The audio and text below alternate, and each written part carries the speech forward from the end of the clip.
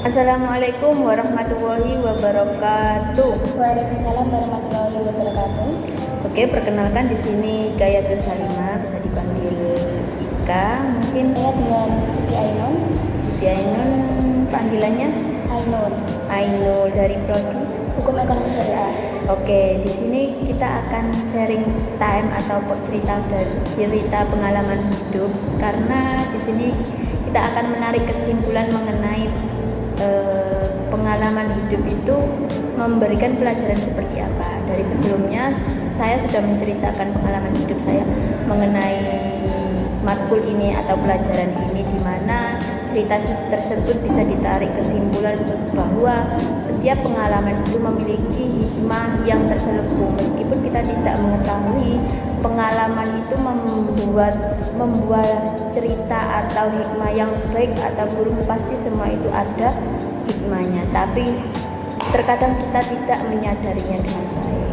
Nah, mungkin dari sini Mbak Ainul memiliki cerita atau pengalaman yang bisa diceritakan ke saya, dan mungkin nanti bisa saya tarik kesimpulan. Kita saling belajar aja ya, kita saling belajar, karena sebelumnya juga saya ada pengalaman atau cerita yang saya tarik kesimpulannya bahwa ternyata dari hal itu yang membuat saya nggak suka ternyata jadi gini loh gitu. Jadi ada baiknya, ada karakternya. Nah, di sini mungkin Mbak Ainul memiliki cerita singkat mengenai apa sih yang membuat hidupnya Mbak Ainul bahagia, senang, sedih, bisa diceritakan mungkin? Boleh, oke. Just tell us. Ya, sedikit cerita tentang pengalaman saya waktu lulus SMA. Oke. Aku kan merasa di ambang pintu harapan dan juga kebingungan. Oke. Seperti kebanyakan siswa lainnya yang menginginkan kuliah di perguruan tinggi impian. Ketika ada pendaftaran, saya mencoba untuk mendaftar melalui jalur rapor, Oke. yaitu SBMPTKIN. Yang pilihan pertama saya jatuh kepada UIN Tulungagung, yang kedua UIN Sunan Ampel. Selang beberapa hari kemudian, saat pengumuman keluar, saya dinyatakan lulus. Oke, jadi harapannya Mbak Ainul di sini ingin masuk ke Kuliah impian kuliah impian, yaitu UIN Tulungagung. UIN Tulungagung. Oke. Kan saya merasa bahagia, alhamdulillah saya keterima di UIN impian saya. Tapi adanya kendala dari orang tua yang tidak mengizinkan kuliah yang jarak jauh dari rumah.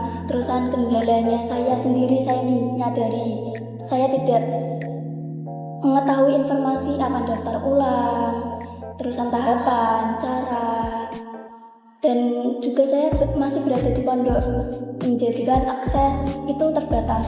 Dari kebingungan saya, terusan bahwa saya lepaskan karena hal tersebutlah, terusan karena saya tidak mengetahui daftar ulang itu, terusan saya kan merasa kecewa. Kecewanya Mbak Ainul itu mungkin karena tidak diperbolehkan orang tua gitu ya kecewanya. Terus habis itu terusan akses informasi itu cukup, terusan tidak tahunya daftar ulang.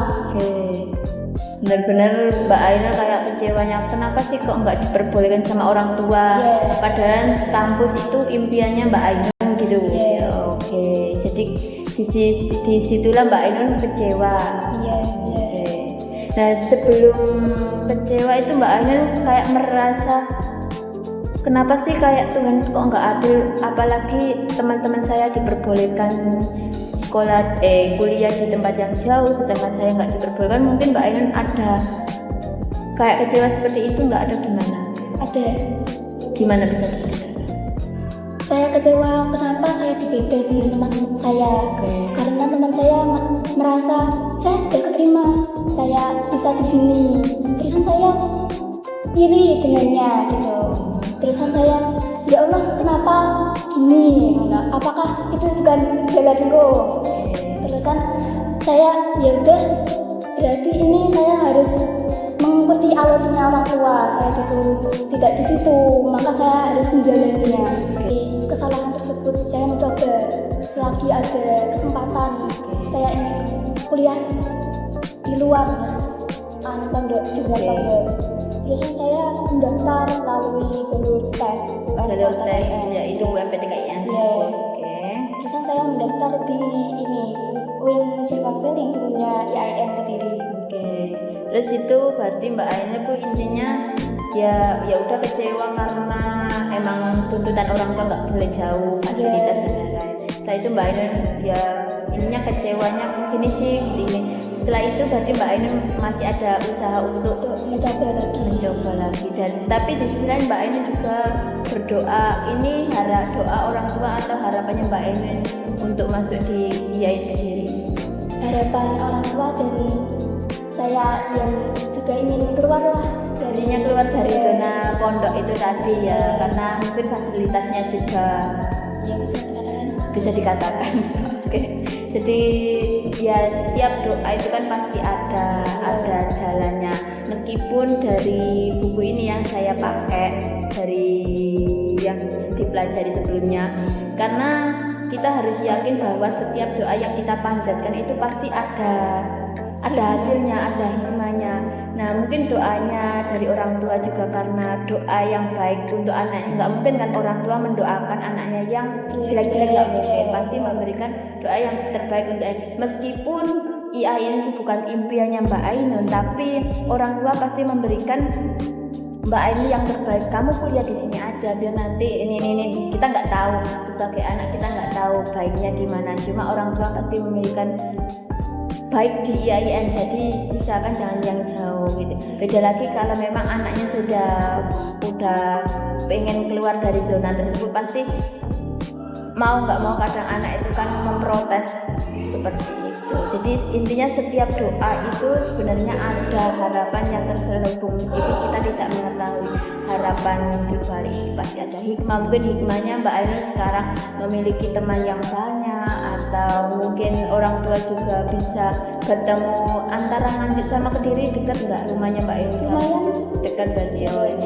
Mungkin dari sisi lain kita bisa melihat, Mbak Ainun bisa melihat bahwa mungkin karena ini tadi orang tua nggak memperbolehkan jauh-jauh Mbak Ainun ke Tulungagung, ke Surabaya. Nah di sisi lain itulah bahwa bisa menjemput Mbak Ainun, apalagi kalau pulang kan dijemput kan lebih dekat, jadi mungkin seperti itu. Tapi kalau ke Tulungagung belum tentu orang tua mau jemput karena aksesnya jauh. Nah di sisi lain pasti ada doa dari orang tua yang menginginkan anaknya lebih sukses di sini. Belum tentu kalau di Tulungagung Mbak Ainun sukses, tapi di IAIN mungkin Mbak Ainun lebih dari segalanya. Yang harapan orang tuanya pengen semua pasti ada jalan.